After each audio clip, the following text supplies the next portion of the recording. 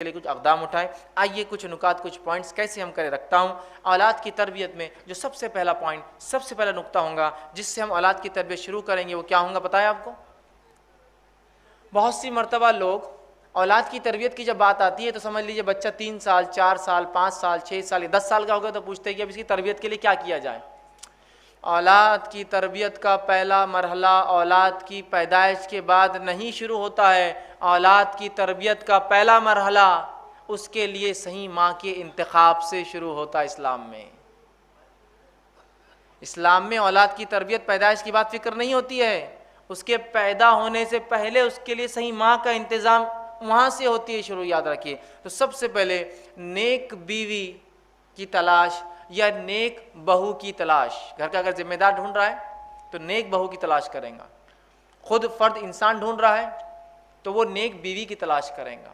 سب سے پہلا کام اولاد کی تربیت میں اس کا حق ہے۔ عمر ابن خطاب رضی اللہ عنہ کے پاس ایک مرتبہ ایک نوجوان کا واقعہ ہوا کہ اس کے والد نے اس نوجوان کو کھینچ کر عمر ابن خطاب رضی اللہ عنہ کے پاس کہا، امیر المومنین میرا بیٹا میرے حقوق نہیں دیتا، میرے ادھیکار میرے رائٹس نہیں دیتا ہے، نصیحت کیجئے، واعظ کیجئے، اسے سمجھائیے۔ امیر المومنین کچھ بولنے سے پہلے اس لڑکے نے کہا، امیر المومنین 1 منٹ رکیے، ذرا رکیے، پہلے یہ بتائیے میرے والد کے مجھ پر کیا حق ہے، اس سے پہلے یہ بتائیے میرے کیا حق تھے میری والد پر۔ اور سوال فطری تھا، پہلے اولاد تو بعد میں آتی ہے تو ظاہر سی تو اس کے پہلے حق ہوتے، جب بڑی ہوتی تو والدین کے دیتی ہے۔ تو امیر المومنین نے کہا اولاد کا پہلا حق یہ ہے کہ اس کے لیے نیک ماں کی تلاش کی جائے، دوسرا حق یہ ہے کہ اس کا اچھا سا نام رکھا جائے، تیسرا حق یہ ہے کہ اس کی صحیح سے تربیت کی جائے، پڑھایا اور لکھایا جائے۔ تو اس لڑکے نے کہا امیر المومنین جو میرا والد میری کمپلین لے کر آیا، شکایت لے کر آیا ہے، سب سے پہلے اس نے میرے نیک ماں کا انتخاب نہیں کیا، ایک مجوسیہ سے اس نے شادی کی۔ دوسرا میرا نام جو میرا حق تھا دوسرا کی اچھا رکھے، میرا نام گبریلا رکھ دیا۔ گبریلا سمجھتے نا، وہ گوبر کے اندر کیڑا ہوتا ہے ایک بڑا کالا، وہ گوبر جمع کرتا رہتا ہے۔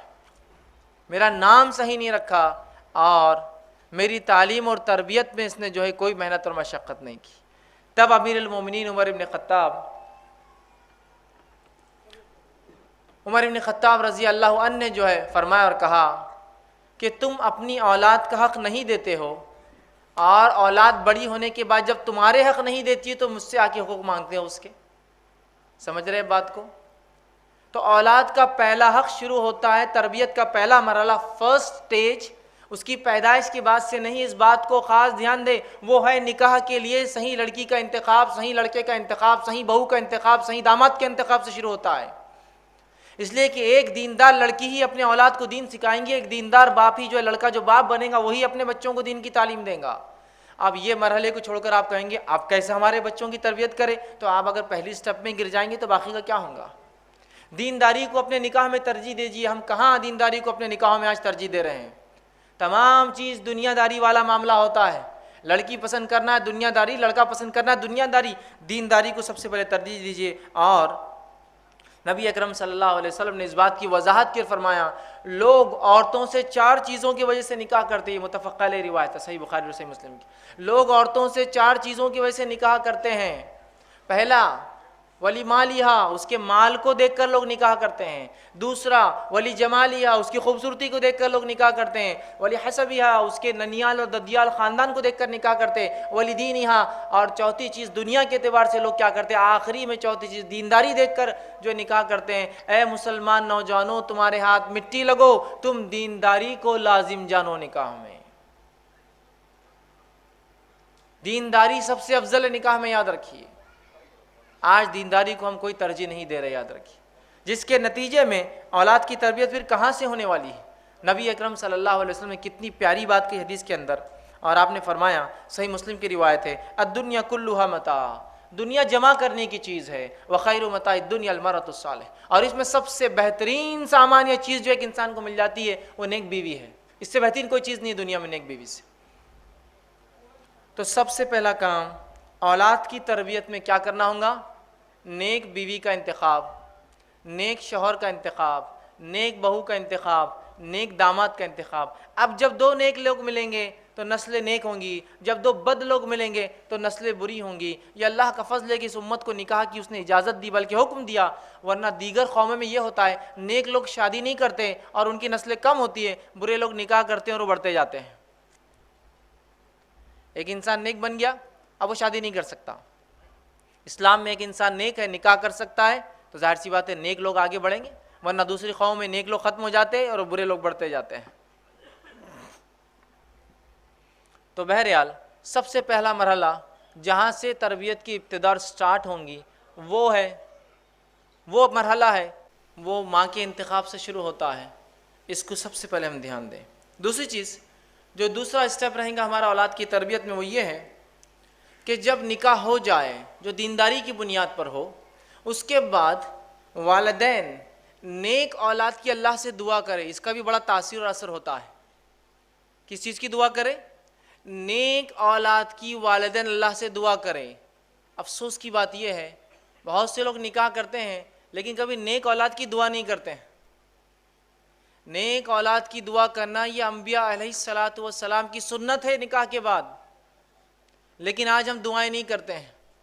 تو یہ بڑا اہم عمل ان کی تربیت کا حصہ ہے، یہ ابھی دنیا میں آئے نہیں ہے لیکن یہیں سے شروع ہوتی ہے تربیت ان کی، کہ نیک جو ہے اولاد کی جو ہے دعا کریں۔ ہمارے پاس تو عام طور سے یہ ہوتا ہے کہ اگر نکاح کے بعد اولاد نہ ہو تو لوگ مختلف قسم کے شرک اور بدعت میں لگ جاتے ہیں۔ ایک تو یہ پارٹ ہے، اگر اولاد نہ ہو تو مختلف قسم کے شرک اور بدعت میں لگ جاتے ہیں۔ اندازہ لگائیے جو اولاد شرک اور بدعت کے بنیاد پر وجود میں آئیں گی وہ اولاد کہاں سے اللہ کی توحید پر چلنے والی ہوں گی؟ شرک اور بدعت میں لگ جاتے ہیں۔ اور دوسرا ایک عجیب حال رہتا ہے اس امت کا کہ جب کسی کا نکاح ہو جاتا ہے بس ہر تھوڑے دن کو گڈ نیوز کب ہے، گڈ نیوز کب ہے۔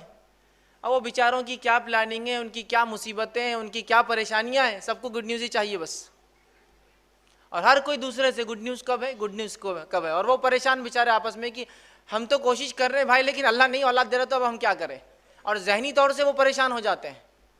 تو یہ سب سے پہلے اس نہیں بلکہ یہ دعا کرے کہ اللہ نیک اولاد عطا فرما۔ اچھا، اولاد کی نیکی کی دعا تو نہیں ہوتی ہے، جو کچھ دعا ہوتی ہے کیا ہوتی ہے ہمارے پاس؟ نکاح ہو گیا کسی کا، بوڑھی عورتیں ہوتی ہے گھروں میں، وہ دعا دیتی ہے اللہ تم کو چاند سا بیٹا دے۔ کیسا بیٹا چاہیے ہونا بھی؟ تو چاند سا۔ اگر میں کہتا ہوں اللہ نے واقعی میں دعا سن لی تو ایک تو گول صورت کا پیدا ہوں گا، اور اتنا چمکدار کوئی انسان ہوگا تو کوئی پسند کرے گا اس کو، دھبے والا اور اس ایک دم چمکدار، اور وہ بھی چاند سا کیا چاہیے؟ بیٹا ہی چاہیے۔ ہے نہیں ہے یہ بات عام؟ دعا کیا کرنی چاہیے اولاد کے لیے؟ کیسی اولاد کی دعا کرنی چاہیے؟ آئیے وہ دعا ہم دیکھتے ہیں۔ سورہ صافات سورہ نمبر 37 آیت نمبر 100 میں اللہ رب العزت فرماتا ہے، اور ابراہیم علیہ الصلاۃ والسلام نے جب دوسرا نکاح کیا، چونکہ آپ کو پہلی بیوی سے اولاد نہیں تھی، تو دعا کی اور فرمایا ربی حب لی من الصالحین، اے اللہ نیک اولاد عطا فرما۔ یہ ہے دعا۔ لڑکا ہو، لڑکی ہو، گورا ہو، ٹھیک ہے، یا کالا ہو، جو ہے جس طرح سے ہو، صحت مند ہو، بیمار ہو، لیکن نیک ہونا اللہ اصل ہے۔ یہ صالح اولاد عطا فرما۔ صالح اولاد کی دعا کیجئے، نیک اولاد کی دعا کیجئے، اس لیے کہ بہت سی بار اولادیں تو جو ہے ہو سکتا ہے جیسی دعا کری چاند جیسا بڑی خوبصورت ہو جائے، لیکن اگر اس میں گن نہ ہو اچھے تو کیا فائدہ۔ ایک طرف دیکھیے اب ادھر ابو لہب ہے جس کے تعلق سے روایت میں آتا ہے کہ اس کے کسی بیٹے کا نام لہب نہیں تھا، لیکن اتنا گورا چٹا تھا، عرب تھا، کہ جب خوش ہوتا یا غصے میں آتا تو آنکھ کے انگارے جیسا لال ہو جاتا۔ لہب آنکھ کے انگارے کو کہتے تھے۔ ابو لہب، فائدہ ہے اس کی اس گوری چمڑی کا کچھ؟ اور وہاں بلال ہے جو حبشی ہے، نسلاً جو ہے وہ جو ہے ابیسینین ہے، حبشی ہے، غلام ہے، دیکھنے کے اعتبار سے روایت میں آتا چپٹے ہیں، گال چپٹے ہیں، ہونٹ موٹے موٹے ہیں، کالے ہیں، لیکن بلال جنت میں جائیں گے۔ نبی اکرم صلی اللہ علیہ وسلم فرماتے ہیں میں جب معراج میں گیا تو بلال تمہارے چپلوں کی کھڑاؤں کی آواز میں نے جنت میں سنی، تو بلال جنت جائیں گے۔ ابو لہب کا تو اعلان ہو گیا دنیا کے اندر ہی۔ تو اصل چیز نیکی ہے، نیکی کی دعا۔ تو یہ دعائیں اثر رکھتی ہے، اولاد کی تربیت کا مرحلہ ہے۔ دوسرا ہم دیکھتے ہیں ابراہیم علیہ السلام اولاد کی دعا کرتے ہیں۔ سورہ غافر سورہ نمبر 40 آیت نمبر 14 میں ہے رب اجعلنی مقیم الصلاۃ ومن ذریتی ربنا وتقبل دعا، اے اللہ مجھے اور میری ذریت کو نماز کا پابند بنا، نماز قائم کرنے والا بنا، اولاد پیدائش سے پہلے نیک اور نماز قائم کرنے والے اولاد کی دعائیں ہو رہی ہیں۔ اسی طرح زکریا علیہ السلام نے جب دعا کی اولاد کی، سورہ آل عمران سورہ متید 38 میں اللہ نے فرمایا کہا رب ہب لی من لدنک ذریۃ طیبہ، اے اللہ مجھے نیک اولاد عطا فرما۔ تو نیک اولاد کی دعا ہو، نکاح کے لیے نیک لڑکی کا انتخاب، اس کے بعد اولاد کے لیے نیک ہونے کی دعائیں کی جائے، دوسرا سٹیپ ہے۔ تیسرا مرحلہ جو ہمیں کرنا ہے، تیسرا سٹیپ اولاد کی تربیت میں، وہ کیا ہے؟ وہ یہ ہے کہ اسلامی طریقے سے اولاد کا استقبال ہوگا جب وہ دنیا میں آئیں گی۔ ہمارے پاس جب اولاد اللہ دے دیتا ہے، عطا فرما دیتا ہے، اس کا استقبال غیر اسلامی رسومات سے ہوتا ہے۔ جس کام کی شروعات ہی غیر شرعی ہو، اس کا خاتمہ کیسا ہوگا اندازہ لگا لیجئے۔ غیر اسلامی رسومات سے ویلکم کرتے اپنے چلڈرنز کو، اپنے بچوں کو ہم لوگ اس دنیا کے اندر اسلامی رسومات سے ویلکم کیجئے۔ اور اسلامی رسومات کیا ہے ویلکم کرنے کے؟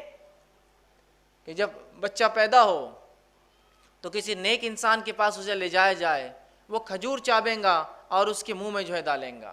اس کے بعد جب 7 دن ہو جائے، 7 دن اسلامی اعتبار سے 7 دن ہو جائے تو 7ویں دن اس کے لیے عقیقہ کیا جائے، اس کا اچھا سا نام رکھا جائے، ٹھیک ہے، اور اس کے سر کے بال نکالے جائے اور ان بالوں کے وزن کے برابر سونا چاندی یا روپیہ تقسیم کیا جائے۔ اور ایک عمل صحابہ سے ملتا تھا، جب سر کے بال نکالتے تو دودھ میں زعفران ڈال کر وہ سر کے اوپر لگایا کرتے تھے۔ یہ سب کرنا ہے۔ اب ہمارے بچوں کا ویلکم کیسے ہوتا ہے؟ کیسے ہوتا ہے؟ ایک ہوتا ہے چھٹی 6th ڈے پروگرام، ایگزیکٹلی شریعت کے بتاوے 7ویں دن سے 1 دن پہلے ہوتا ہے، لیکن شریعت جو بتاتی 7ویں دن نہیں ہوتا ہے۔ چھٹی کی ایک کوئی رسم ہوتی ہے، آپ کے پاس پتہ نہیں الگ ہوتی ہوں گی، لیکن ہوتی ہے ہر جگہ۔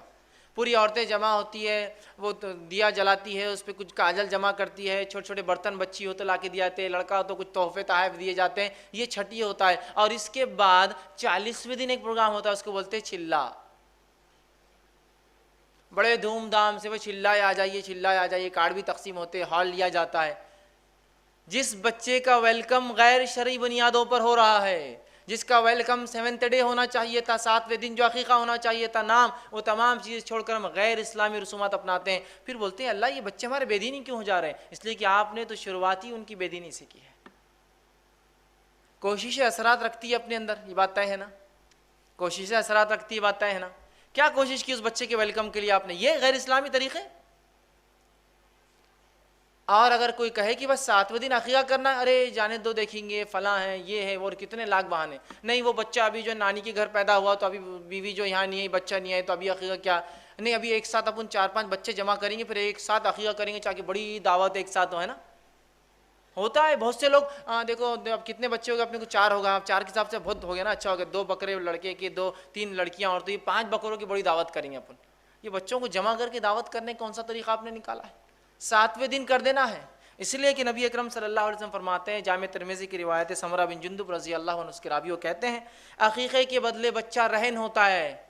اور بزنس کمیونٹی رہن کیا ہوتا ہے زیادہ اچھے سمجھتی ہے۔ رہن کوئی چیز دے کر کوئی چیز لی جاتی ہے، رہن سمجھتے ہو؟ پھر بولتے ہیں بچے بیمار ہو جاتے ہیں، بچوں کو یہ ہو رہا ہے۔ آپ نے اپنا رہن چھڑایا کہاں اب تک؟ رہن کسی چیز کے بدلے، گروی جس کو بولتے ہیں، بچہ رہن ہوتا ہے عقیقے کے بدلے میں۔ جب انسان عقیقہ کرتا ہے تو اس کو چھڑا لیتا ہے۔ تو لڑکا ہو تو آپ صلی اللہ علیہ وسلم کے تعلق سے مسند احمد کی روایت ہے، جو ہے ماں عائشہ رضی اللہ عنہ فرماتی ہے جب لڑکا ہوتا تو اللہ کے رسول 2 جانور ذبح کرنے، اور 2 بکرے، 2 دمبے، 2 بکریاں کا حکم دیتے، اور جب لڑکی ہوتی تو 1 ذبح کرنے کا حکم دیتے۔ اسی طرح مسند احمد کی روایت ہے، آپ صلی اللہ علیہ وسلم جب بچہ پیدا ہوتا تو اس کے بال نکالنے کی جو ہے اجازت دیتے کہ 7ویں دن اس کے بال، اس کو ایذا دینے والی چیز، چونکہ ماں کے پیٹ میں ان بالوں کے ساتھ رہا ہے، وہ بیماریاں اور ایذا دیتے ہیں، بال تکلیف دیتے ہیں، تو ایذا دینے والی چیز نکالنے کا حکم دیتے، اور صحابہ بالوں کو نکالتے۔ ان بالوں کے وزن کے برابر نبی اکرم صلی اللہ علیہ وسلم سونا یا چاندی، آج کے زمانے میں ہم بولیں گے کیش، اس کے برابر تقسیم کرتے غریبوں میں، ٹھیک ہے۔ اسی طرح اگر لڑکا ہو تو اس کی ختنہ کیجیے، ٹھیک ہے۔ لیکن آج ہم دیکھتے ہیں ان تمام چیزوں کو چھوڑ کر بدعت اور خرافات ہم لوگ کرتے ہیں۔ چھٹی اور 40واں ہم کر رہے ہیں، چلا جس کو کہتے ہیں۔ سنت کو جگائیے، ورنہ کیسے ہمارے بچے دیندار ہوں گے جن کا ویلکم اس طرح سے نہیں ہو رہا ہے؟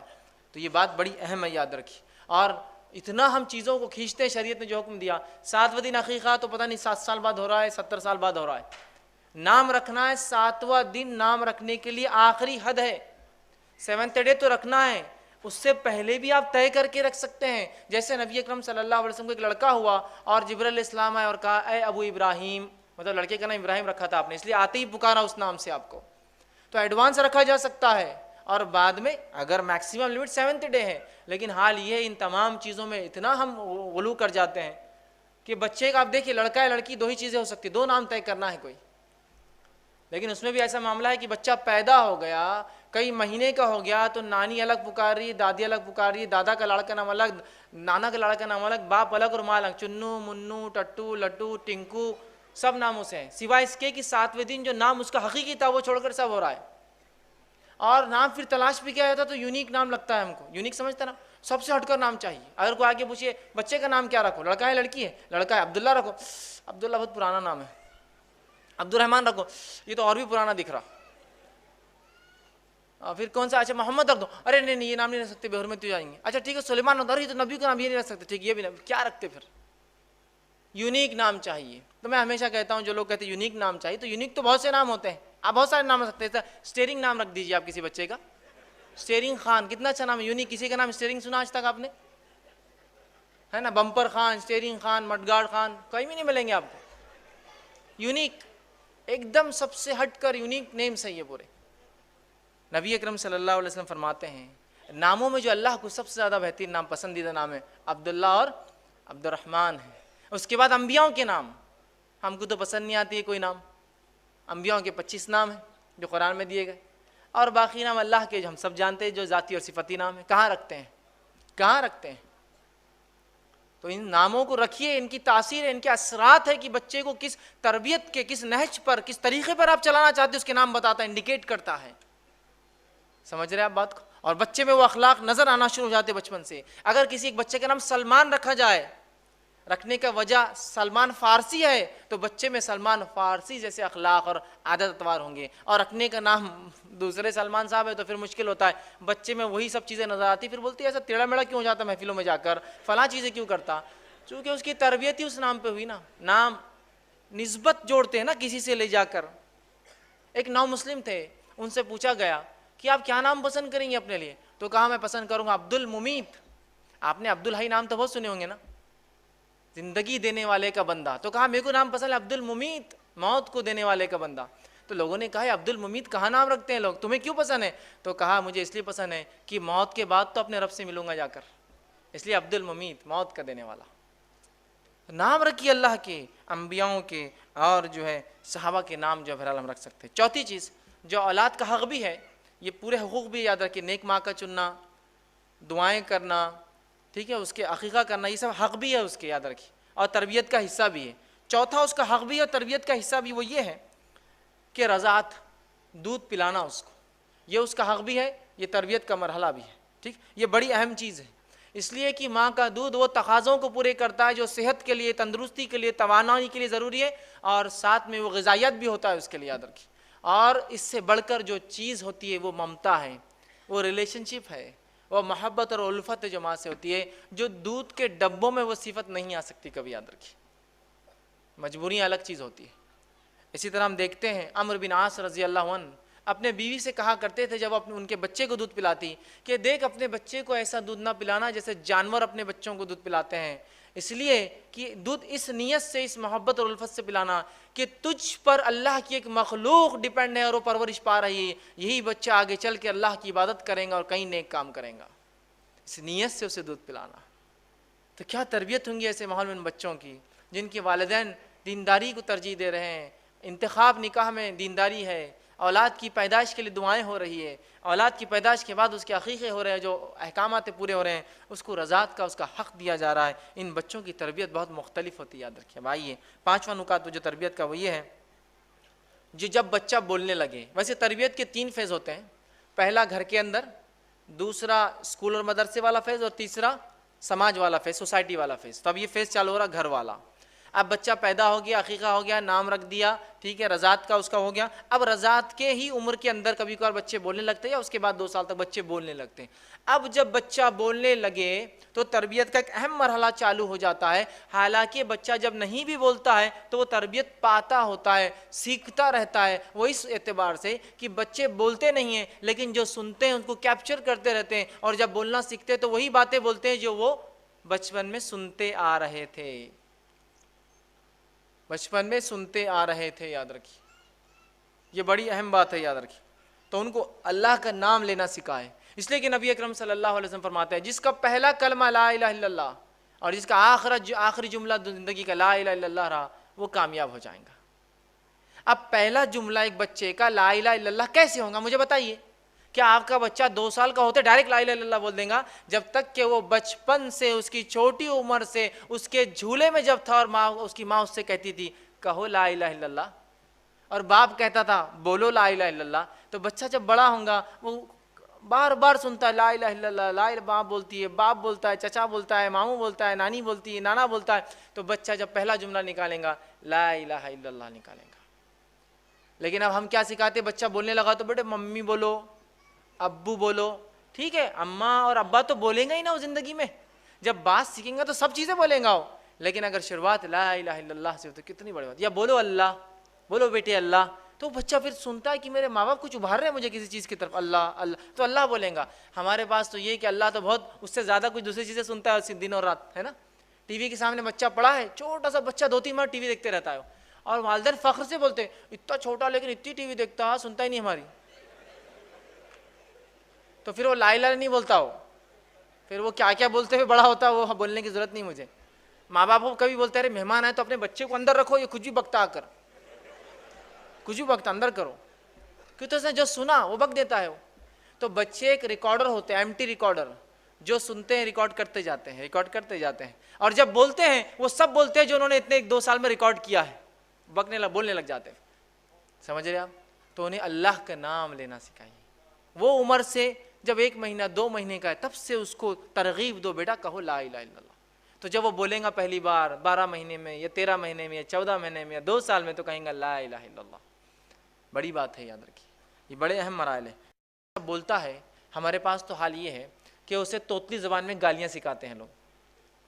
سکھاتے نہیں سکھاتے ہیں؟ ارے دیکھو ہمارا بچہ کتنی توتلی زبان میں تتے بولتا ہے. سکھاتے ہیں نہیں سکھاتے ہیں؟ اور مہمانوں کے سامنے بولو بیٹا بولو، ایک بار بولو انکل کو کیسا آپ بولتے، تو انکل کو آگے بولتا تتے. اب اس کے بعد جب بڑا ہوتا اور جب وہ صحیح زبان سیکھتا اور جب بولتا انکل کو کتے، تو پھر پتہ چلتا انکل کو کیا ہوا، اور ماں باپ کو پتہ چلتا اب کیا ہوا. ہوتا ہی نہیں ہوتا ہے. اور یاد رکھیے ایک بات، وہ لوگ خاص طور سے جو بچوں کو غلط الفاظ سکھاتے ہیں، نبی اکرم صلی اللہ علیہ وسلم کی اس بات کو یاد رکھیے کہ جو انسان کسی کی ترغیب دینے پر کوئی نیکی یا کوئی برائی کریں گا، جب تک وہ نیکی چلتے رہیں گی ثواب ملیں گا، جب تک وہ برائی چلتے رہیں گے اس کا جو ہے گناہ ملتا رہے گا. ایک معصوم بچے کو ایک گندا کلمہ سکھانا گویا زندگی بھر کا وبال لے لینا ہے، اور ایک بچے کو صحیح تربیت دے کے اچھے جملے سکھانا. تو ہمارا تو کام یہ ہو کہ ہم دوسروں کے بچوں کو گود میں لے تو کہا بیٹا لا الہ الا اللہ، تاکہ بچہ کہے انکل بھی لا الہ الا اللہ بولتے، ابو بھی لا الہ الا اللہ بولتے، مما بھی لا الہ الا اللہ بولتے، دادا بھی یہ بولتے، مجھے بولنا ضروری لا الہ الا اللہ. ماحول اور سماج بنائیے اس طرح سے. تو بچے کی تربیت جب بچہ بولنے لگے، اور ایک بات یاد رکھیے، ماں کی گود بچے کا پہلا مدرسہ ہے، فرسٹ اسکول ہے اس کا. وہ اسکول میں اس کو رائٹ کائنڈ آف گائیڈنس اور تربیت یا اس کی جو ہے پرورش بہت زیادہ ضروری. یاد رکھیے اگر ایسا نہ ہوا تو بہت ساری برائیاں سماج میں پھیل رہی ہیں اور پھیلتے جائیں گی. چھٹا نکات جو وہ یہ ہے کہ اولاد کے بیچ عدل کرے. اب ایک اولاد ہوئی، تربیت کا مرحلہ ہوا، سیکنڈ کے ٹائم آپ عادی ہو جاتے، پہلے سے پریکٹس ہوتی ہے آپ کو کیا کیا آپ نے کیا تھا. اب ایک سے زیادہ اولادیں آپ کو ہو گئی ہیں، تو ان میں انصاف کرے. بہت سی مرتبہ اولاد میں انصاف نہ کرنے کی وجہ سے اولاد کو آپ چاہے کتنی تربیت کریں ان کی تربیت نہیں ہوتی. کیوں؟ لڑکا اور لڑکی کا فرق، لڑکے اور لڑکے میں فرق، کہ گورا لڑکا اور کالا لڑکا کسی کا ہے. 2 لڑکے ہیں ڈبل شیڈ کے اندر، ایک لڑکا بہت گورا ہے، ایک لڑکا بہت کالا ہے. تو آپ دیکھیے ماں باپ فرق کرتے ہیں، عدل نہیں کرتے بچوں میں. کہاں ہے میرا گورو، آ بیٹا ادھر. تو گویا وہ دوسرا بچہ جیسا کم رنگ ہوتا ہے وہ صرف دیکھتے رہتا ہے میرا والد کیوں کرتا ہے میرے ساتھ ایسی ناانصافی. بچے بہت زیادہ غور کرتے ہیں اور بہت جلدی نتیجے نکال لیتے ہیں. یاد رکھیے لڑکا اور لڑکی کا فرق، کہ لڑکی عمر میں 10 سال بڑی ہے آپ کے بیٹے سے، اور آپ اس بہن کو اس چھوٹے سے بھائی کو بھیا بولنے لگاتے ہو؟ بولتی میں 10 سال بڑی ہوں اور میں بھیا کیوں بولوں اس لڑکے کو؟ نہیں بیٹے تم کو بھائی ہے، مطلب احسان ہوا تم پر، اللہ نے کیا تم کو بھائی دے دیا۔ وہ بھائی بولیں گی اس کو، وہ بولیں گا اس کو بہن اور باجی، وہ نام لیں گی اس کا، چھوٹا ہے اس سے 10 سال، نہیں بھیا بولو، بھائی ہے نا تمہارا، رسپیکٹ کرو اس کی۔ یہ ناانصافی ہے، لڑکی اور لڑکے میں ناانصافی، لڑکے اور لڑکے میں ناانصافی، یہ اسلام میں درست نہیں ہے، پسندیدہ نہیں ہے۔ یہ ناانصافی سے اولاد کی تربیت نہیں ہو پاتی ہے، بچے نفرت کرنے لگ جاتے ہیں والدین سے۔ ایک مرتبہ کا واقعہ ہے، صحیح بخاری کی روایت ہے، نعمان بن بشیر رضی اللہ عنہ فرماتے ہیں میرے والد ایک بار گھر آئے اور کہا کہ میں نعمان کے نام پر فلاں زمین یا ایک غلام اسے دیتا ہوں۔ نعمان کی والدہ بڑی ہوشیار عورت تھی، انہوں نے کہا کہ یہ بات جب تک میں قبول نہیں کروں گی جب تک نبی اکرم صلی اللہ علیہ وسلم کے پاس چل کر آپ یہ نہ کہیں۔ وہ تینوں مل کر جاتے ہیں، نبی اکرم صلی اللہ علیہ وسلم کے ساتھ جاتے ہیں اور نعمان بھی ساتھ ہوتے ہیں۔ ان کے والد کہتے ہیں، ان کی والدہ کہتی ہے اللہ کے رسول، نعمان کے والد نے نعمان بن کو جو ہے بشیر نے جو ہے نعمان کو جو ہے ایک غلام دیا ہے تحفے میں، تو کیا یہ ٹھیک ہے؟ تو اللہ کے رسول نے فرمایا کہ تمہیں کتنے بچے ہیں؟ کیا صرف ایک ہی ہے نعمان؟ تو کہا نہیں اور بھی ہے۔ تو کیا تم سب کو غلام دے رہے ہو تحفے میں؟ تو کہا نہیں۔ تو پھر کہا میں ایسے ظلم کے معاملے پر گواہ نہیں بنتا کہ ایک بچے کو دیا یا دوسرے کو نہیں۔ بہت سے والدین ہوتے تحفہ لے جاتے ہیں، 2 بچے گھر میں اور ایک کو لے جاتے ہیں، نہیں میرا ایک بہت سنتا دوسرا نہیں سنتا تو ایک کو دوں گا، نہیں۔ تحفے تحائف میں ناانصافی نہیں، حتیٰ کہ اگر نافرمان اولاد بھی ہے تو وراثت میں حصہ کم نہیں ہوتا ہے اس کا۔ جب وراثت میں نہیں ہوتا نافرمان اولاد کا تو بچپن میں کیسے آپ ان سے ناانصافی کر سکتے ہیں؟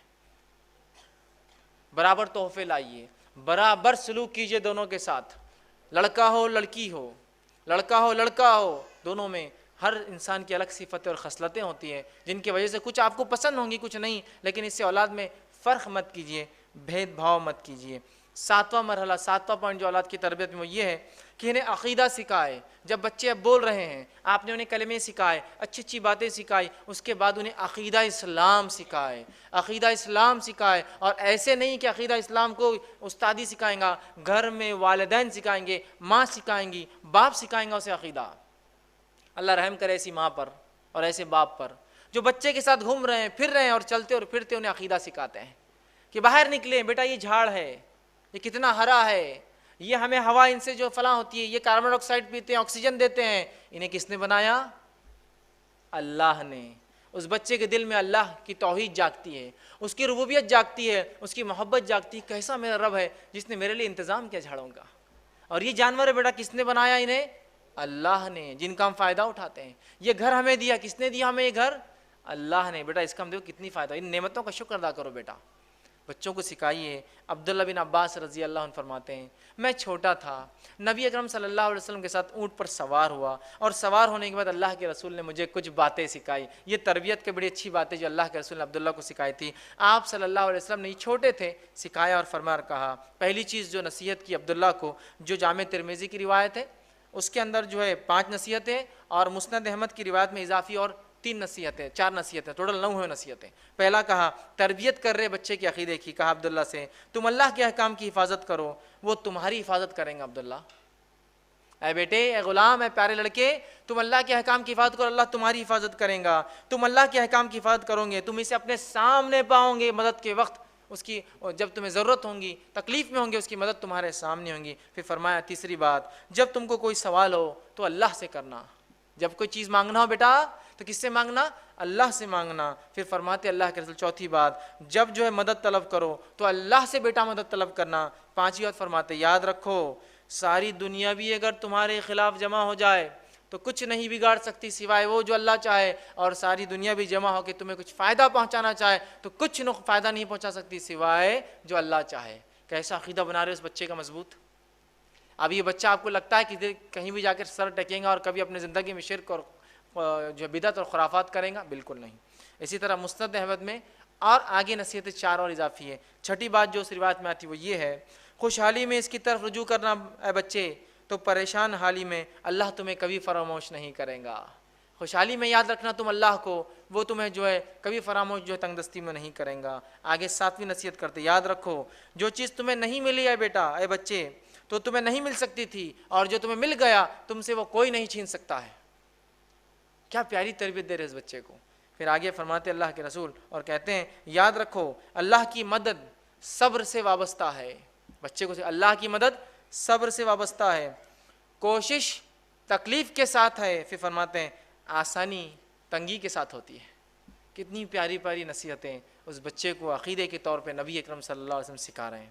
ٹھیک ہے, 8واں پوائنٹ جو اولاد کی تربیت میں ہم یاد رکھیں گے وہ یہ ہے, بچے کی تربیت میں ماں کا کردار. بچے کی تربیت میں ماں کا کردار. اب آپ کہیں گے باپ کا کردار کہاں گیا؟ باپ کا کردار آ رہا ہے, باپ کا کردار آ رہا ہے, لیکن پہلے ماں کا کیوں رکھا میں نے؟ پہلے کیوں رکھا؟ اس لیے کہ ماں اولاد کی تربیت کے لیے اصل ذمہ دار ہے. باپ بھی ہے لیکن ماں اصل ہے. آپ کہیں گے وہ کیسے؟ ابو داؤد کی روایت, ایک شخص آ کر کہتا ہے اللہ کے رسول صلی اللہ علیہ وسلم میرے ماں باپ میں سے میری خدمت کا پہلا حقدار کون ہے؟ کہا ماں. دوسرا حقدار کون ہے؟ تو کہا ماں. کہا تیسرا حقدار کون ہے تھرڈ لیول پر؟ تو کہا ماں. کہا چوتھا حقدار کون ہے؟ تو کہا تیرا باپ, تمہارے والد. والد کا رینکنگ کیا آئی؟ 4th. اگر اس اعتبار سے دیکھا جائے تو gold medal goes to father. Gold medal گیا باپ کو, جو معاف کرنا ماں کو. سلور میڈل گیا ماں کو. برونز میڈل گیا ماں کو. اور باپ کو صرف پارٹیسپیشن پرائز ملا صرف 4th لیول پر آتا ہے وہ. جب اسلام ماں کو یہ درجہ دے رہا ہے تو کچھ وجہ ہوں گی نا اس کے پیچھے. اگر آپ کو ایک پوزیشن اور پوسٹ دی جاتی سماج میں تو کیا آپ ناکارہ نااہل کام نہ کرنے کی وجہ سے دی جاتی ہے یا کام کی وجہ سے دی جاتی ہے؟ اسلام نے عورت کو ماں کا جو مقام دیا ہے وہ اس لیے اتنا اونچا ہے کہ اس کا مقام, اس کی اہمیت اور اس کی تربیت سب سے اول ہے, اس لیے اس کا اہم ہے. اور اسی لیے اسلام نے عورتوں کو کام سے اور تجارت سے دور رکھا, اس لیے کہ ان کو سب سے امپورٹنٹ ورک کرنا ہے سماج کا, لڑکے اور لڑکیوں کی تربیت کرنا ہے. سمجھ رہے آپ؟ اسی لیے ان کو گھر میں رکھا, ذمہ داریاں دی کمائی کی, چونکہ اسلام جانتا ہے بہت اہم کام کرنا ہے عورتوں کو. ٹھیک ہے, تو ماں کا پہلے کردار ہے. اور یاد رکھیے ماں کا کردار اتنا اہم اور اصل ہے کہ اولاد باپ کے مقابلے میں ماں کے عقیدے پر ہوتی ہے. اولاد باپ کے مقابلے میں ماں کی عقیدے پر ہوتی ہے, یاد رکھیے. سمجھ رہے ہیں بات کو؟ یہ لوگ غور سے سنیں جو دینداری کو نہیں دیکھے خوبصورتی کو ترجیح دیتے ہیں. اولاد باپ کے مقابلے میں ماں کے عقیدے پر ہوتی ہے, مطلب اولاد ماں کی بات زیادہ سنتی ہے باپ کے مقابلے میں. اگر باپ کہے کہ اس گھر میں آج اس دن یہ چیز نہیں ہوگی, وہ قائل نہیں اس چیز کا, وہ کہے کہ چلا جائے, تو وہ عورت بچوں کو بولتی بیٹا ابو آئے نا شام میں نہیں بولنا, وہ سب کرتی ہے. جب شام میں ابو آتے آج کچھ ہوا تو نہیں, بچے بولتے ابو کچھ بھی نہیں ہوا آج. بھی بولتی نہیں آپ نے نہیں بولے بات میں کیسا کر سکتی کوئی چیز. بچے سپورٹ کس کو کرتے ہیں؟ ماں کو. اب ماں دیندار ہے, باپ کتنا بھی بے دین ہو تو ماں بچوں کو تربیت یافتہ کر دیں گی. سمجھ رہے ہیں بات کو؟ تو ماں کا کردار اہم ہے. اور ماں کے عقیدے بچہ ہوتا ہے, اس کی پہلی دلیل نوح علیہ الصلوۃ والسلام کا بیٹا ہے. چونکہ آپ کی بیوی ایمان نہیں لائی, آپ کا بیٹا بھی ایمان نہیں لایا. اس لیے میں نے کہا بچے ماں کے عقیدے بہتر باپ کے مقابلے میں. چونکہ بچے اپنے دل کی بات جب باپ کو بھی کہنا ہوتا ہے والد کو, تو کس سے کہلواتے ہیں؟ ممی آپ بولو, امی آپ بولو, والدہ آپ بولو, امی حضور آپ بولو, ہے نا؟ یہ کرتے ہی نہیں کرتے. تو بہت اہم ہے ماں کا کردار. تو عورتیں اس بات کو غور سے سنیں, آپ ایک بہت اہم ذمہ داری کے تحت معاشی ذمہ داریوں سے, اکنامیکل برڈن سے دور کی گئی ہے تاکہ آپ تربیت کریں بچوں کی. لیکن افسوس کی بات ہے آج ہماری مائیں کہاں وہ تربیت کری, ہماری بہنیں اور مائیں جو تربیت مطلوب ہے. آج تو تربیت کا یہ معاملہ ہے کہ ماں کے گود میں ایک ہماری بہن کے گود میں ایک چھوٹا بچہ ہے, اور وہ بیٹھ کے 3 گھنٹے اگر سنیما اور ٹی وی دیکھتی ہے تو کیا امید کی جائیں گی ان بچوں سے کہ یہ خالد بن ولید بنیں گے اور یہ ابوبکر اور عمر اور عثمان بنیں گے؟ بہت اہم کردار ہے ماؤں کا. جب ماؤں نے اپنی ذمہ داری چھوڑ دی تو یاد رکھیے روز قیامت پوچھ بھی ہے. وہ حدیث یاد کیجئے, اور عورت سے پوچھوں گی اس کے شوہر کے بچوں کی کیا کیا اس ذمہ داری کا, اور جو ذمہ داری ضائع کرے وہ جنت کی خوشبو بھی نہیں سونگے گا. تو آج ہم دیکھ رہے ہیں مائیں تربیت نہیں دے رہی. دوسرا واقعہ ام سلیم رضی اللہ عنہا, ان کے بیٹے انس بن مالک, انس کے تعلق سے آتا ہے رضی اللہ عنہ کہ ان کی والدہ ایمان لائی تھی. ابو انس غیر مسلم تھے, اور ایک مرتبہ وہ گھر آئے تو یہ تو ایمان والی تھی. انس سے کہا کہو بیٹے لا الہ الا اللہ, تو انس نے فوراً کہہ دیا لا الہ الا اللہ. تو ابو انس نے کہا کہ تم تو بگڑ گئی ہو, میرے بیٹے کو بھی بگاڑ دے رہی ہو. اور لاکھ منع کرنے کے باوجود بھی انس برابر جو ماں کہتی رہی لا الہ الا اللہ کہتے رہے.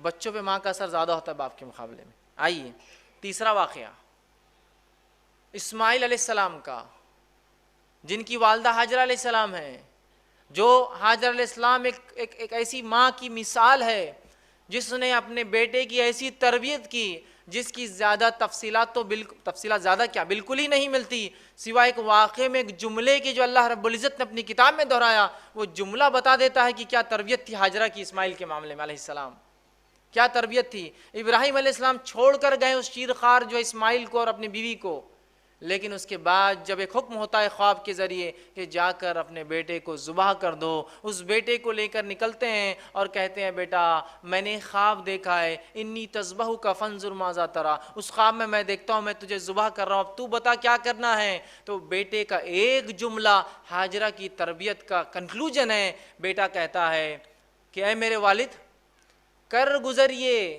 تفعل ما تؤمر، کر گزریے جو رب کی طرف سے حکم آپ کو آتا ہے، ستجدونی انشاءاللہ من الصابرین، آپ مجھے انشاءاللہ صبر کرنے والوں میں پاؤں گے۔ یہ ایک جملہ اسماعیل کا ان کی ماں کی تربیت بتاتا کیا تھی، جو ایسی کی تھی ہاجرہ نے ایک یونیک تربیت کہ باپ آ کر کہتا ذبح کرنا ہے اور بیٹا کہہ رہا ہے کر گزریے جو آپ کا رب آپ کو حکم دیتا ہے، انشاءاللہ میں صبر کرنے والوں میں رہوں گا۔ تو بچے ماں کے عقیدے پر ہوتے ہیں، ماں دیندار تھی، اسماعیل بھی دیندار تھے، اور اس حد تک کہ جو کہا بس کرنا ہے تو آپ کر دیجئے قربان، ہے نا۔ اسی طرح ہم دیکھتے ہیں اس مرحلے میں ایک چیز کو خاص خیال رکھیں، وہ یہ ہے کہ مائیں اور باپ دونوں مل کر بچوں کو لاڑ اتنا نہ کر دے کہ بچے لاڑ میں عام زبان میں کہتے سڑ نہ جائے، ورنہ بہت سی بار اتنا لاڑ ایکسٹراڈنری ہو جاتا ہے کہ پھر بعد میں بچوں کو کنٹرول کرنا ناممکن ہو جاتا ہے۔ سمجھ رہے آپ بات کو؟ تو یہ مرحلہ بہت اہم ہے، اور ایکسٹراڈنری لاڑنے جس کو عام زبان میں کہتے ہیں کہ سونے کا نوالا کھلائیے لیکن کڑوی نظر سے دیکھیے ان کو، سخت معاملہ ہوگا، سب کیا کھانا ہے کیا پینا ہے کیا دینا ہے سب کیجیے جو کرنا ہے، لیکن تربیت کی اور بد اخلاقی کی اور کسی دوسرے معاملے میں ذرہ برابر بھی چھوٹ نہیں ہے بچوں کو ہمارے۔ سونے کا نوالا کھلائیے لیکن کڑوی نظر سے دیکھیے تاکہ وہ بگڑے نہ، ٹھیک۔ نواں مرحلہ، نواں جو کام کرنا ہمیں 9 پوائنٹ وہ یہ ہے، باپ کی تربیت کیسی ہوں گی، مطلب باپ کا رول تربیت میں اولاد کی بڑا اہم ہے، ماں کے بعد اس کا چونکہ رول آتا ہے، باپ کا رول بھی یاد رکھیے تربیت میں بہت اہم ہے، اور باپ اور استاد یاد رکھیے دونوں کی ذمہ داری ایک جیسی ہوتی ہے، اس لیے میں اس کو انشاءاللہ عزیز جو بچہ جب گھر سے باہر قدم رکھتا ہے تو جو ہے تربیت میں باپ کا کردار، باپ کا رول، اور اس کے بعد اس کے استاد، اس کے ٹیچر، دونوں کا رول آتا ہے۔ تو باپ ہونے کے ناطے ایک انسان جو اپنے بچے پہ چیک رکھے، چیک سمجھتے ہیں آپ، مطلب یہ کہ دن بھر وہ ماں کے ساتھ تھا، شام میں آ کے آج ستائے تو نہیں، آج دعائیں یاد ہوئی، آج عربی برابر ہوئی، آج اسکول گئے تھے، آج ہوم ورک ہوا، آج دعائیں فلاں ہوئی، آج یہ ذکر ہوا تھا کہ آج پورا چیک، پڑوسیوں کو تکلیف تو نہیں دے گی، پورا چیک کیا گا والد۔ اور اگر کہیں چوک ہو اور اس کی بیوی آ کر کمپلین کرے بچے کی ماں، تو والد اس کو سیریسلی لے اور بچوں کی تنبیہ کرے، ڈانٹے اور سمجھائے کہ آئندہ یہ غلطی میں نہیں سنوں گا آپ کی۔ جیسا ایک ماں ٹیچر ہوتی ہے تو باپ ایک ایگزامینر جیسا ہے کہ آ کے وہ چیک کرے گا کہ کیا ہوا، صحیح ہوا نہیں ہوا تربیت۔ ورنہ بہت سی بار ماں تو انتھک کوشش کرتی ہے، شام میں باپ آ کے پوری محنت پانی پھیر دیتا ہے کہ بچے آ کے بولتے ہیں ابو آج امی نے ایسا کرے، اور الٹا جو ہے وہ آدمی اس کی بیوی کہتا ہے کیوں ایسا کرے میرے بچوں کو، بچے شیر بن جاتے ہیں، پھر ان کو پتہ چل گیا ماں کی نہیں سننا ہے اپنے کو۔ تو یہ بات یاد رکھیے، باپ جو ہے، اور باپ کے لیے بہترین نمونہ ابراہیم علیہ السلام، باپ کے لیے بہترین نمونہ خود نبی اکرم صلی اللہ علیہ وسلم، اور باپ کے لیے بہترین نمونہ کہ کیسا ہو جو ہے لقمان علیہ السلام ہے۔ قرآن کے مختلف ابواب اٹھائیے اور ان کی زندگیوں کو دیکھ لیجیے تو پتہ چلے گا باپ کیسا ہونا چاہیے، ٹھیک۔ اسی طرح 10واں نکات وہ یہ ہے، بچے کی تربیت میں اسکول اور درسگاہ کا رول، اسکول اور درسگاہ کا رول۔ اب بڑے اہم ہم ایشوز کی طرف جا رہے ہیں، اس لیے کہ اب گھر میں تربیت ہو رہی ہے، لیکن اب رائٹ کائنڈ آف ایجوکیشن اگر باہر نہیں ملے گا تو اس کے بھی بہت خطرناک نتائج نکلتے ہیں، یاد رکھیے۔ جیسے کہ جو ہے اسکول اور درسگاہ کا جو رول جو بچے کی زندگی میں ہوتا ہے تربیت میں بڑا اہم ہے، یاد رکھیں، اس لیے کہ ماں باپ کی تربیت کے بعد اب اسکول اپنا رول، یا مدرسہ جس کو کہے اسکول کا، یہ وہ رول ادا کرتا ہے۔ لیکن آج ہم دیکھتے ہیں ہمارے پاس مذہبی اسکولوں کا وجود ہی نہیں ہے، مدرسہ ایک الگ چیز ہے، ایسے اسکول کی تو ہمارے کتنے پرسنٹیج بچے مدرسوں میں جاتے بتائیے آپ؟ پورے امت کے میں سمجھتا ہوں 3 سے 4 یا 5 یا 10% بچے مدرسوں میں جاتے ہیں، باقی بچے کہاں جاتے ہیں؟ اسکول۔ آج ہمارے پاس اسلامک اسکول کا کوئی تصور نہیں ہے۔ اب کیسے ہم اپنے بچوں کی تعلیم کی بات کریں گے جب ہمارا بچہ کانوینٹ اسکول میں جا کے پڑھتا ہے؟ تو ظاہر سی بات ہے وہ عیسیٰ علیہ السلام کا، عیسائیت کا، ان کی دعوت و تبلیغ کا، ان کے عقائد کا قائل نہیں بنے گا تو کیا ہوگا بتائیے؟ بہت ضروری ہے کہ اس کو صحیح اسکول میں ڈالا جائے۔ افسوس کی بات تو یہ ہے کہ ہر مذہب والوں نے یہ بات کو سمجھ لیا کہ اپنے مذہبی تعلیم کو اگر آگے بڑھانا ہے تو اسکول سب سے بہترین ذریعہ ہے۔ کیا بات ہے، یہ بات مسلمانوں کو سمجھ میں نہیں آتی کہ انہوں نے اسکولوں کو آج تک مذہبی رنگ نہیں دیا اپنے۔ کیا مسلمانوں کے پاس پیسوں کی کمی ہے؟ سبحان اللہ، اگر یہ آپ بولیں گے تو یہ جھوٹ ہوں گا اور اللہ کی لعنت ہم پر ہوں گی کہ ہم جھوٹ بول رہے ہیں، پیسہ نہیں ہے بول کر۔ کیا ہمارے پاس ایسی سنستھائیں نہیں ہیں جو چل رہی ہے لیکن صرف جیب بھرا جا رہا ہے، اس سے کچھ کام نہیں ہو رہا؟ مسئلہ یہ ہے۔ کیوں نہیں مسلمان لیڈران، مسلمان دانشور، مسلمان لوگ جو فکر رکھتے ہیں، کسی مکتب سے اور کسی جماعت سے جڑے ہیں، کیوں نہیں آپ ایسے اسکول کی بنیاد ڈالتے ہیں جہاں دینی تعلیم عصری تعلیم کے ساتھ دی جاتی ہو؟ حالات یہ ہے کہ کرسچن اسکول، کانوینٹ اسکول دھڑلے سے تعلیم دے رہے ہیں ہمارے بچوں کو۔ ہندو اسکولس میں تعلیم لینا ہم فخر سمجھتے ہیں، بڑے بڑے ہندو اسکولس میں۔ اسی طرح جو ہے بدھسٹ انٹرنیشنل، جین انٹرنیشنل، سکھ انٹرنیشنل اسکولس وجود میں ہیں، وہاں ہمارے بچے جا کے پڑھ رہے ہیں۔ کیوں نہیں ہوتا کہ اسلامک اسکولس ہم جو ہے بنیاد ڈالیں؟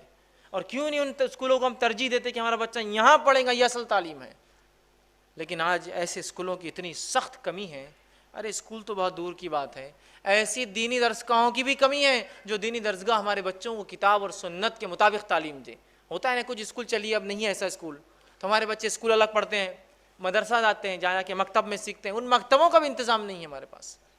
اور اگر ایسے اسلامک اسکول نہیں ہے تو انہیں ڈالیے، اور اگر نہیں ہو سکتا تو اپنے بچے کو بہت طے کر کے ایسے سیکولر اسکولس میں ڈالیے جہاں مذہب کی کوئی چھاپ نہ ہو، ورنہ پتہ نہیں وہ کون کون سے مذہب کے بچپن سے قائل ہو جائیں گے۔ یاد رکھیے بچے بڑے اثر لیتے ہیں چیزوں کا۔ اگر ایک بچے کو بچپن میں یہ بتا دیا جائے کہ عیسیٰ دیتے ہیں اور عیسیٰ یہ کرتے ہیں اور عیسیٰ وہ کرتے ہیں، نعوذ باللہ یہ عقیدہ دے دیا جائے، تو اس کے بعد نتیجتاً یہ ہوگا کہ بچہ عیسیٰ علیہ السلام کا قائل ہو کہ عیسائیت کو پسند کرے گا، اسلام کو کبھی پسند نہیں کرے گا۔ یہ بات کو سمجھنے کی بہت زیادہ ضرورت ہے۔ تمام تر وسائل ہونے کے باوجود بھی ہم نے آج جو ہے اسکولوں میں جو ہے وہ نظم اسلامک اسٹڈیز کا نہیں لایا، یا ایسے مکتب اور مدارس نہیں قائم کرے جو خالص کتاب و سنت کی تعلیم دیں۔ اسی طرح آج ہم دیکھتے ہیں جو کچھ تھوڑے بہت پیرنٹس ہیں جو دھیان دیتے ہیں وہ صرف دنیاوی ایجوکیشن پر دیتے ہیں، دینی ایجوکیشن غائب ہے ان کے پاس سے، صرف دنیاوی ایجوکیشن۔ دینی تعلیم کو بھی اہمیت دیجیے، اس کے لیے نظم قائم کیجیے، اس کے لیے سسٹم بنائیے۔ یاد رکھیے جتنا پیسہ اسکول میں ڈالتے ہیں میں سمجھتا ہوں اس سے زیادہ پیسہ آپ نے دینی تعلیم میں ڈالنا چاہیے، اس لیے کہ اگر یہ بچہ مر جائیں گا تو آخرت میں جو چیز کام آئیں گی وہ یہی تعلیم ہے۔ اس کے لیے ہم جو ہے کوشش کریں اور اس کے لیے ہم تمام ذمہ دار ہیں۔ 11واں پوائنٹ وہ یہ ہے، اور انشاءاللہ کچھ اور پوائنٹس رکھ کے بات ختم کروں گا، وہ یہ ہے کہ بچے کی تربیت میں اب دوست اور احباب مطلب اس کے اب دوست اور فرینڈ سرکل کا بڑا امپورٹنس ہوتا ہے۔ اب یہ تھا مرحلہ پیدائش، گھر کی تربیت وہ سب ہوا، اسکول کی تربیت ہو گیا، اب آیا معاملہ دوستوں کا۔ ایک بچے کو لاکھ اچھی تربیت دینے کے بعد بھی ایک غلط دوست پوری زندگی کی آپ کی محنت پہ پانی پھیر سکتا ہے۔ لہٰذا ہمارے بچوں کے کون دوست اور کون سہیلیاں ہوں نہ ہوں اس کو طے والدین کریں گے، ہم کریں گے۔ بیٹا آج کس کے ساتھ ہے؟ امی آج ہم عبداللہ کے ساتھ ہیں۔ بیٹے عبداللہ کون ہے؟ عبداللہ فلاں انکل کے بچے۔ اچھا وہ انکل کون ہے؟ نکالیے ڈیٹیلز، کہیں ایسا تو نہیں ہمارا بچہ حرام خور لوگوں کے ساتھ یا ایسے لوگ جو حرام خوری کرتے ہیں ان کے ساتھ یا لوگوں پہ اور انسانیت پہ ظلم کرتے ہیں ان کے ساتھ رہے، ورنہ وہ بگڑ جائیں گا۔ پھر تو والدین طے کریں گے بچے کس کے ساتھ رہیں گے، اس لیے کہ نبی اکرم صلی اللہ علیہ وسلم کی حدیث ہے جو الایمان میں علامہ ابن تیمیہ لے کر جنہوں نے اس حدیث کو لایا ہے، جو کہ ناصر البانی رحمہ اللہ نے اس کو حسن درجہ دیا، آپ نے فرمایا کہ اللہ کے رسول نے آدمی اپنے دوست کے دین پر ہوتا ہے، لہٰذا تم میں سے کسی کو بھی اس چیز کا خیال رکھنا چاہیے کہ کس سے دوستی کرتا ہے۔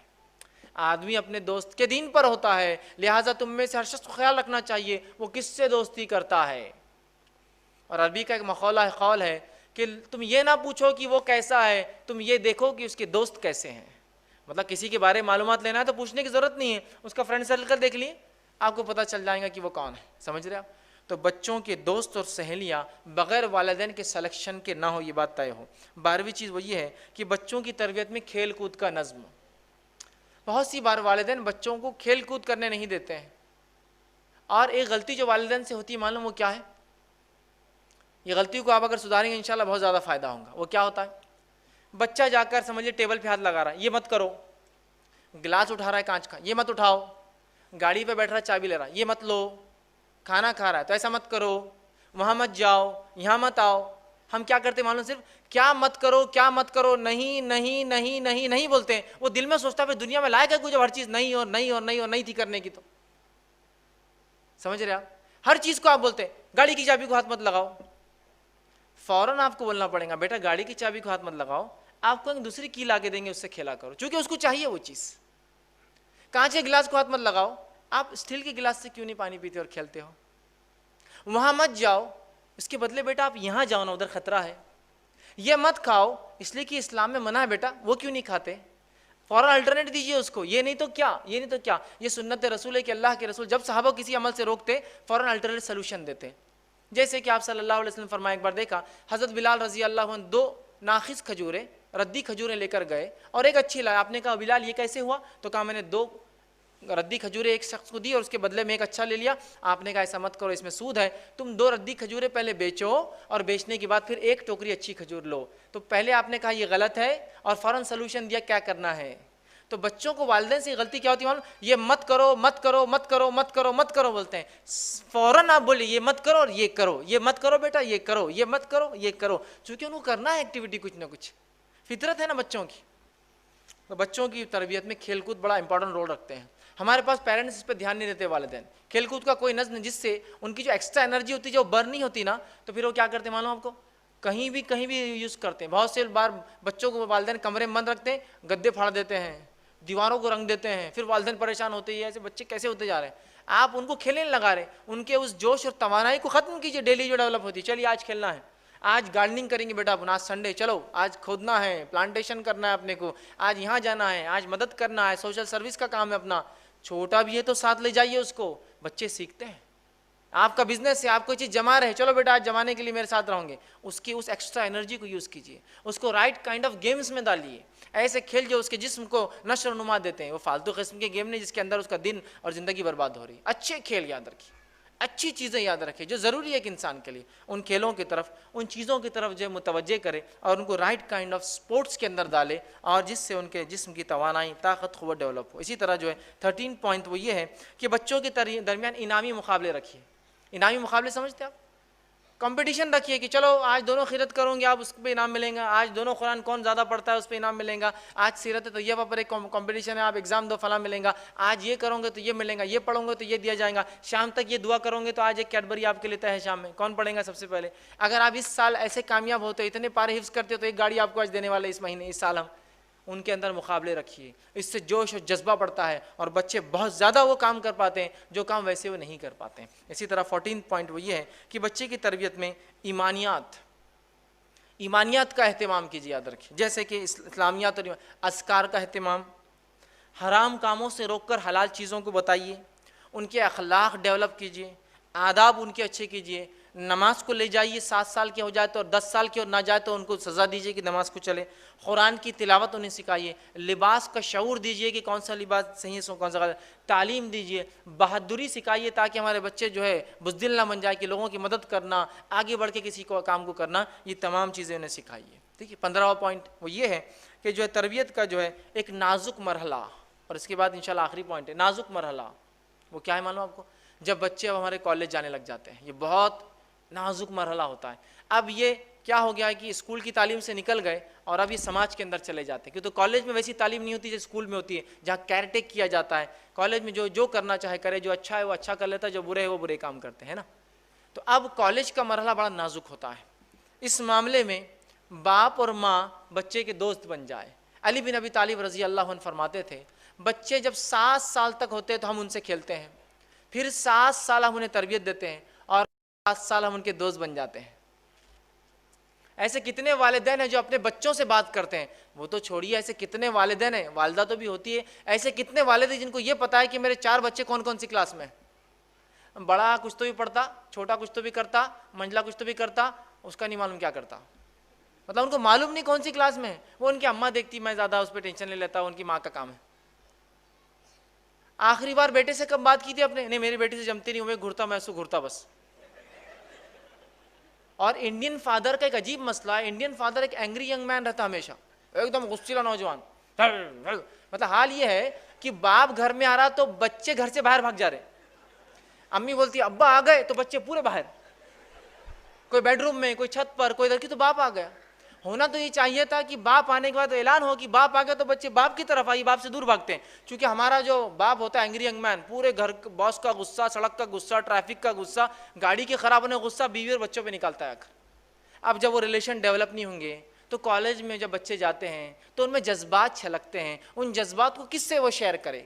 پھر جب آپ ان کے دوست نہیں ہوتے ہیں تو وہ غلط دوست اور صحبت میں پڑ جاتے ہیں۔ تو ماں دوست بن جائے ان کی، باپ دوست بن جائے کہ بھائی کیا چل رہا ہے کالج میں، اب سب ٹھیک تو چل رہا ہے نا، کوئی مسئلے مسائل ہو تو ہم سے ڈسکس کیا کرو یار، دوست بن جائیے ان کے۔ تب ہم دیکھیں گے یہ تمام جو غلطیاں ان سے ہو رہی نوجوان سے بچ جائیں گے، کیونکہ ان کا فادر گائیڈ کر رہا ہے ان کو، دنیا دیکھ چکا ہے ان کا باپ پوری، ان کی ماں دنیا دیکھ چکی ہے، وہ گائیڈ کر رہی ہیں۔ یہ بڑی اہم چیز ہے، اور یاد رکھیے ان کو جو ہے اس بات کو سمجھائیں، اور خاص طور سے اس بات کا دھیان دیں کہ جب آپ کے بچے کالج میں جائیں ان کو محبت کی حقیقت کیا ہے شرعی اعتبار سے ضرور سکھائیے آپ، ورنہ عشق مزاجیوں کے چکر میں بچے اپنی زندگیاں برباد کرتے ہیں۔ محبت کی کیا حقیقت ہے شریعت کے مطابق، یہ بڑی اہم چیز ہے کہ تو محبت ایک ایسا جذبہ انسانی نفس میں جو راسخ وہ نکل نہیں سکتا ہے، شریعت اس کو کنٹرول کرتی ہے، صرف وہ بتائیے بیٹا کیا جائز اور کیا ناجائز ہے، کیا کرنا اور کیا نہیں کرنا ہے، اور فاسد محبت سے آپ کو اپنے آپ کو بچانا ہے ان کالجز میں اور اس چیز میں جا کے اس کی تربیت انہیں دیجیے۔ اور 16واں اور آخری پوائنٹ جو ان کی تربیت کے اندر بڑا اہم رول ادا کرتا ہے وہ یہ ہے، اب کالج جا رہے ہیں، بڑے ہو چکے ہیں، بالغ ہو چکے ہیں، جتنے جلدی ہو سکے ان کا نکاح کر دیجیے، جتنے جلدی ہو سکے نکاح کر دیجئے۔ نکاح کرنے کے لیے وہاں پر 100 بہانے، نہیں ابھی وہ پڑھ رہے ہیں، تو پڑھ رہے تو کون خرچہ برداشت کر رہا ہے ان کا؟ آپ ہی کر رہے ہیں نا۔ لڑکی پڑھ رہی ہے تو کون خرچہ برداشت کر رہا ہے اس کی شادی ہونے تک؟ آپ ہی کر رہے ہیں نا۔ تو شادی کرنے میں کیا جاتا ہے؟ شادی ہونے سے ایک بوجھ آ جائے گا، وہ اچھے محنت کریں گا۔ یاد رکھیے نکاح نہیں ہونے سے جو برائیاں پھیلتی ہیں نا تو وہ کنٹرول نہیں کی جا سکتی، چونکہ انسانی فطرت ہے کچھ چیزیں، اور فطرت تو ختم نہیں کیا جا سکتا۔ تو جتنے جلدی ہو سکے نکاح کر دے۔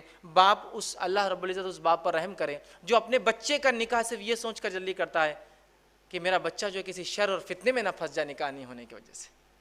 یہ زمانہ جو حالات جو ہے بہت برے جا رہے ہیں، یاد رکھیے اس زمانے میں ہم دیکھ رہے ہیں لوگ اتنے قسم کے برائیوں میں جو پھنس چکے ہیں صرف اس وجہ سے کہ نکاح نہیں ہوتا ہے۔ تو والدین دھیان دیں اور جلد سے جلد نکاح کر دے۔ اب میں نے بات نکاح سے شروع کی تھی، پھر لا کے میں نے بات نکاح پہ ختم کر دی ہے۔ اب پھر وہی مرحلہ نکاح، دیندار لڑکی، اور پھر وہ پوائنٹس پورے گول چلیں گے۔ یہ سائیکل بن گئی پھر سے آ کر کہ نکاح آ گئے، نکاح کے بعد پھر وہی تربیت، وہ سب آئیں گے، پھر نکاح کا معاملہ آئے گا۔ تو نکاح کر دیں تاکہ پھر اب یہ سائیکل پھر چلیں گی، اور ایک نسل کے بعد دوسری نسل دنیا میں آئیں گی جو اللہ کی عبادت کریں گی۔ تو لہٰذا یہ بے انتہا ضروری ہے کہ ہم اس بات کو سمجھیں، اولاد کی جو ہے صحیح تربیت کریں۔ ایک آخری جو ایک پوائنٹ ہے، پوائنٹ نہیں وہ ایک سوال ہے جو والدین کرتے ہیں، اس کا جواب دے کے بات ختم کروں گا۔ ہم لاکھ کوشش کرنے کے بعد بھی ہمارے بچے سدھرتے نہیں۔